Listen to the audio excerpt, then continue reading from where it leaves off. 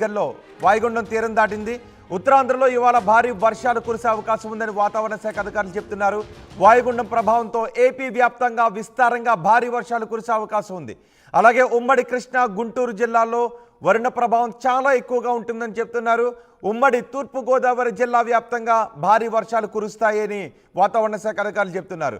ఈ భారీ వర్షాల కారణంగా ఇప్పటికే వాగులు వంకలు పొంగి ప్రవహిస్తున్నాయి. రోడ్లన్నీ ఏరులను తలపిస్తున్నాయి. ఏజెన్సీ ప్రాంతాలు చింతూరు, మారేడుపల్లి రోడ్లను అధికారులు మూసివేశారు. కొండ చర్యలు విరిగిపడే అవకాశం ఉండటంతో ముందస్తు జాగ్రత్తగా ఆ ఏజెన్సీ ప్రాంతాలను అధికారులు మూసివేశారు. అక్కడ రాకపోకలకు అనుమతించడం లేదు. ఏ వాహనాలను కూడా అనుమతించడం లేదు. కాకినాడ సముద్ర తీరంలో అలల ఉధృతి చాలా ఎక్కువగా ఉంది. సముద్రం అల్లకల్లోలంగా ఉంది.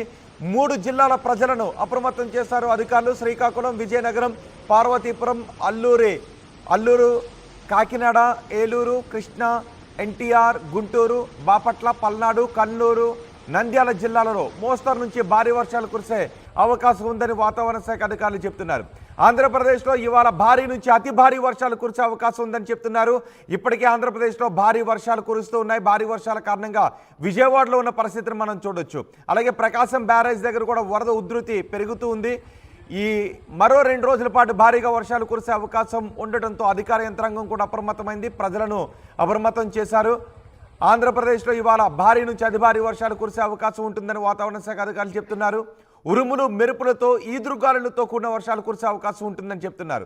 వర్షాలు కురిసే సమయంలో గంటకు 30 నుంచి 40 కిలోమీటర్ల వేగంతో గాలులు వీచే అవకాశం ఉంటుందని చెప్తున్నారు. నిన్న కురిసిన భారీ వర్షాలకే ఏ విధంగా జలమయమయ్యాయో రోడ్లు మనం చూస్తున్నాం. సముద్రం బంగాళాఖాతం అల్లకల్లోలంగా ఉంది. ప్రజలంతా చాలా అప్రమత్తంగా ఉండాలని వాతావరణ శాఖ అధికారులు చెప్తున్నారు. మత్స్యకారులు ఎవరు కూడా వేటకు వెళ్ళొద్దు అని అధికారులు హెచ్చరికలు జారీ చేశారు. Andhra Pradesh state disaster management authority ఒక ట్వీట్ కూడా చేసింది తుఫాను గురించి.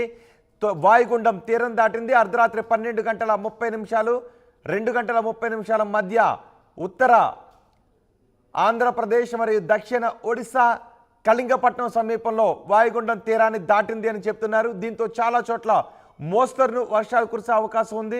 అక్కడక్కడ భారీ వర్షాలు కురిసే అవకాశం కూడా ఉంది అని డిజాస్టర్ మేనేజ్మెంట్ అథారిటీ ట్వీట్ కూడా చేసింది. మొత్తం అధికార యంత్రాంగం అంతా కూడా అప్రమత్తమైంది. గత 20 ఏళ్లలో ఎన్నడూ చూడని విధంగా విజయవాడను జల దిగ్బంధంలో ఉండటంతో మొత్తం అధికార యంత్రాంగం అంతా అప్రమత్తమైంది. ఎటువంటి పరిస్థితులను ఎదుర్కోవడానికి భారీ వర్షాల కారణంగా చెరువులన్నీ నిండిపోయాయి. కొన్ని చోట్ల చెరువు కట్టలు తెగడంతో విజయవాడలో వర్షం, భారీ వరద ప్రవాహం ఎక్కువగా కనిపిస్తుంది. ఒకసారి కాకినాడ వెళ్దాం. కాకినాడ సముద్ర తీరం దగ్గర నుంచి మా ప్రతినిధులు సమాచారం అందించడానికి సిద్ధంగా ఉన్నారు. ఒకసారి మన ఆర్టీవీ స్క్రీన్ పైన చూడండి. రోడ్లన్నీ కూడా ఏర్లను తలపిస్తూ ఉన్నాయి. రోడ్లన్నీ కాలువలను తలపిస్తూ ఉన్నాయి. రోడ్లన్నీ ఒక జలపాతాలను, పెద్ద పెద్ద జలపాతాలను తలపిస్తూ ఉన్నాయి. రోడ్లపైన భారీగా వర్ష ప్రవాహం ఎక్కువగా ఉండటంతో, వరద ప్రవాహం ఎక్కువగా ఉండడంతో ఆ ప్రవాహంలో కొట్టుకుని వెళ్ళిపోతున్న సందర్భాలు కూడా చోటు చేసుకుంటున్నాయి. నిన్న ఒక కారు ప్రమాదం చోటు చేసుకోవడంతో నలుగురు కారు ప్రమాదం కారణంగా, కారు కొట్టుకుపోవడం కారణంగా నలుగురు మృత్యువాత పడ్డారు. బంగాళాఖాతం అల్లకల్లోలంగా ఉంది. ఈ తెల్లవారుజామున 2 గంటల 30 నిమిషాలకు వాయుగుండం తీరం దాటింది. కళింగపట్నం దగ్గర, ఆంధ్రప్రదేశ్ ఒడిశాల మధ్య కళింగపట్నం దగ్గర తీరం దాటింది. దీని ప్రభావంతో భారీ వర్షాలు కురిసే అవకాశం ఉంటుందని వాతావరణ శాఖ అధికారులు చెప్తున్నారు. దాదాపు ఆంధ్రప్రదేశ్లో అన్ని జిల్లాల్లోనూ వర్ష ప్రభావం కనిపిస్తుంది. సో ఒకసారి విశాఖపట్నం వెళ్దాం. విశాఖపట్నం ఆర్కే బీచ్ దగ్గర నుంచి మా ప్రతినిధి శివరామకృష్ణ మనకు అందుబాటులో ఉన్నారు సమాచారం అందించడానికి. బంగాళాఖాతం ఇప్పుడు అల్లకల్లోలంగానే కనిపిస్తుంది. తీరం దాటిన తర్వాత మరింత భారీ వర్షాలు కురిసే అవకాశం ఉంటుందని వాతావరణ శాఖ అధికారులు చెప్తున్నారు. శివరామకృష్ణ, వాయుగుండం తీరం దాటిన తర్వాత విశాఖలో ఎటువంటి పరిస్థితులు కనిపిస్తున్నాయి? Rohit, good morning. మనం చూస్తున్నప్పుడు విశాఖ ఆర్కే బీచ్ దగ్గర అయితే ఉన్నాం. ఇది అర్ధరాత్రి 12:30 నుంచి 2:30 మధ్య గల ఆంధ్రప్రదేశ్, దక్షిణ ఒడిశా కళింగపట్నం సమీపాన తీరం దాటిన వాయుగుండం తీరం అయితే దాటింది. మనం చూడడం యాక్చువల్గా తీరం దాటిన తర్వాత చాలా ఈ సముద్రాలన్నీ చాలా రఫ్గా ఉంటాయి. అదే క్రమంలో మనం ఇప్పుడు చూస్తున్నాం విశాఖ బీచ్లో ఈ సముద్రం చాలా రఫ్గా ఉంది. ఈ తీరం దాటిన సమయంలో ఈ రఫ్గా ఉండి సముద్రం అల్లకల్లోలంగా అయితే కనిపిస్తుంది. ఈ వర్షాలు అయితే పాటు విస్తారంగా పలు చోట్ల వర్షాలు అయితే కురుస్తాయని చెప్పి వాతావరణ శాఖ ఇప్పటికే చెప్పింది. రోహిత్, ఏంటి తీరం దాటిన తర్వాత ఇంకా భారీ వర్షాలు కురిసే అవకాశం ఉందని వాతావరణ శాఖ అధికారులు చెప్తున్న నేపథ్యంలో అధికారులు ఎటువంటి చర్యలు తీసుకున్నారు? ప్రజలకు ఎటువంటి హెచ్చరికలు జారీ చేశారు?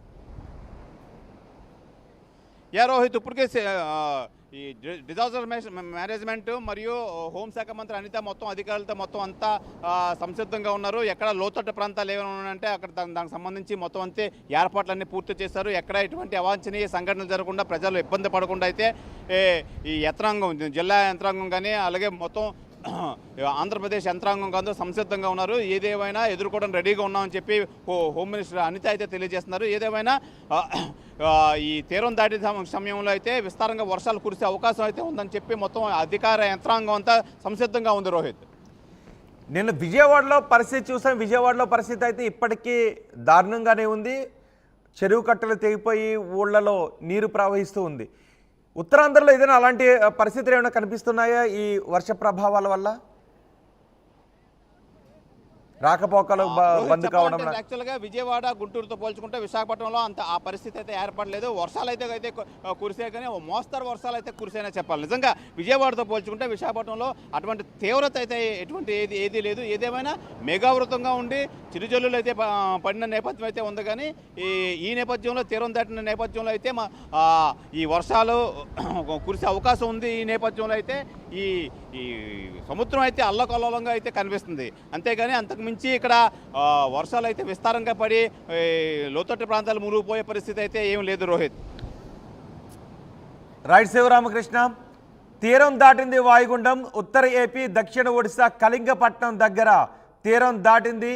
తీరం దాటిన తర్వాత దీని ప్రభావం ఎక్కువగానే ఉంటుందని చెప్తున్నారు. తీరం దాటింది కాబట్టి భారీగా వర్షాలు కురిసే అవకాశం ఉంటుందని చెప్తున్నారు. రాత్రి 12:30 2 గంటల 30 నిమిషాల మధ్య వాయుగుండం తీరం దాటింది. తీరం దాటిన తర్వాత మరో 24 గంటలు నుంచి 48 గంటల పాటు భారీ వర్షాలు కురిసే అవకాశం ఉంటుందని వాతావరణ శాఖ అధికారులు చెప్తున్నారు.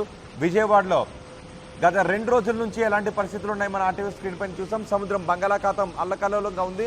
ఎందుకంటే అటు అరేబియా సముద్రంలోనూ తుఫాను కొనసాగుతుంది. ఇటు బంగాళాఖాతంలో కూడా వాయుగుండం ఏర్పడటంతో దాని ప్రభావం కోస్తాంధ్రపై చాలా ఎక్కువగా కనిపిస్తూ ఉంది. కాకినాడ వెళ్దాం. కాకినాడ సముద్రం దగ్గర నుంచి మా ప్రతినిధి ప్రకాష్ పూర్తి సమాచారం అందించడానికి సిద్ధంగా ఉన్నారు. ప్రకాష్, కాకినాడ బంగాళాఖాతంలో ఏర్పడిన అల్పపీడన ప్రభావంతో గత 2 రోజుల నుంచి కూడా ఎడతెరిపిలేని వర్షాలు అయితే కురుస్తున్నాయి. అలాగే ప్రధానంగా చూసుకుంటే మొత్తం ఆంధ్రప్రదేశ్లో పలు ప్రాంతాలలో భారీ నుండి అతి భారీ వర్షాలు అయితే నమోదవుతున్న పరిస్థితి ఉన్న నేపథ్యంలోనే ఉమ్మడి తూర్పుగోదావరి జిల్లాలోనే ఎడతెరిపిలేని వర్షాలు, అలాగే మొత్తం ఉమ్మడి తూర్పుగోదావరి జిల్లా తడిసి ముద్దవుతున్నటువంటి పరిస్థితి ప్రధానంగా కనపడుతుందని చెప్పాలి. అయితే మనం ముఖ్యంగా చూసుకుంటే కాకినాడ జిల్లా, అలాగే అంబేద్కర్ కోనసీమ జిల్లాతో పాటు అలాగే తూర్పుగోదావరి జిల్లా రాజమహేంద్రవరంలో మొత్తం ఉమ్మడి తూర్పుగోదావరి జిల్లా వ్యాప్తం నుంచి అలాగే ఏజెన్సీ ప్రాంతం అల్లూరు జిల్లా చింతూరు నుంచి మొత్తం అన్ని ప్రాంతాలలో కూడా వర్షాలైతే ఎడతెరిపిలేని వర్షాలకైతే వాగులు వంకలు కూడా పొంగి ప్రవహిస్తున్నటువంటి పరిస్థితి ముఖ్యంగా కనపడుతుంది. అంతే ఈ ప్రధానంగా కాకినాడ జిల్లాలో కురిసినటువంటి వర్షానికైతే కొన్ని లోతట్టు ప్రాంతాలన్నీ కూడా జలమయమైనటువంటి పరిస్థితి ప్రధానంగా కనపడుతుంది.